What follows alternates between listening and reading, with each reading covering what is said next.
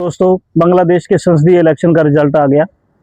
तारिकुर रहमान साहब ने बहुत अच्छी जीत दर्ज करी उन इलेक्शन में बीएनपी की पार्टी की तरफ से, और उनका क्या रुख है इस बारे में आज हम बात करेंगे। तो सबसे पहली बात तो आवाम ने एक प्रोडक्टिव सोच का साथ दिया।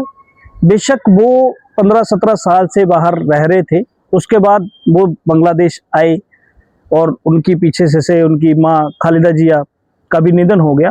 खालिदा जिया भी भारत की दुर्विरोधी मानी जाती हैं, लेकिन इस टाइम बांग्लादेश को इस ऐसे नेता की जरूरत थी जो एक एजुकेशनल बैकग्राउंड को सपोर्ट करता हो और एक प्रोडक्टिव सोच के साथ बांग्लादेश को आगे ले जा सकता है। उसी लिए बांग्लादेश ने वोट किया और वो जीते।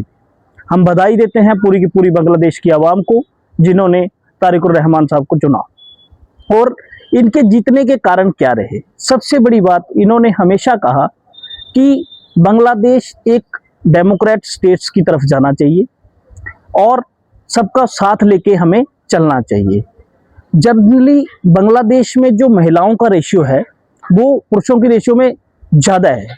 इन्होंने महिलाओं को एक आज़ादी के तौर पे काम करने के लिए इंट्रोड्यूस किया और उनको बोला कि आप कहीं भी काम कर सकते हो और कहीं भी आप अपने बलबूते पे खड़े हो सकते हो। दूसरी ओर जो इनके अपोज में पार्टी थी जमाते इस्लामी, उनका कहना ये था कि आप किसी महिला के साथ कोई ब्लड रिलेटिव वहां जाए और वो कहीं काम पे जाए तो उसके साथ वो जाए, और उन्होंने एक भी महिला को टिकट नहीं दिया इस पूरी इलेक्शन में।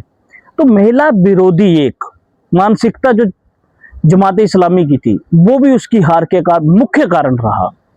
और उन्होंने हमेशा बोला कि हम इस्लामिक रिपब्लिक बनाएंगे और शरिया के कानून लागू करेंगे बांग्लादेश में।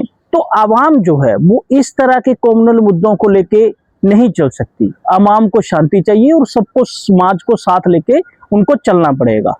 जैसा उसके अपोजिट में इन्होंने और भी बहुत सारी चीजें ऐसी इंट्रोड्यूस करने की कोशिश करी जिससे कि अराजकता फैल सकती थी।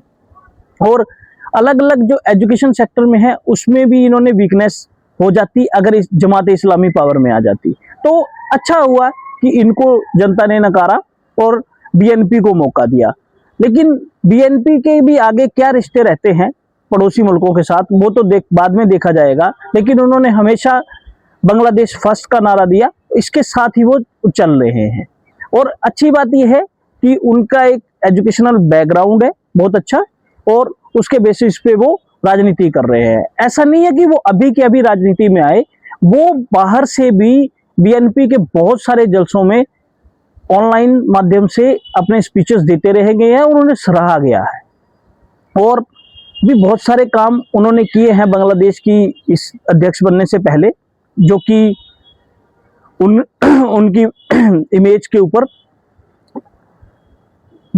जायज हैं और वो होना भी चाहिए कि बांग्लादेश की जनता को उनको साथ देना चाहिए था और उन्होंने दिया। अच्छी बात है ये। आगे देखते हैं कि इसमें क्या फर्दर वो इंट्रोड्यूस करते हैं। फिलहाल तो उनको मेरी तरफ से बधाई, और खास बधाई बांग्लादेश की आवाम को जिन्होंने एक प्रोडक्टिव सोच को चुना। और तथ्यात्मक जानकारियों को सब्सक्राइब करें मेरा चैनल वॉइस एंड व्यूज। धन्यवाद।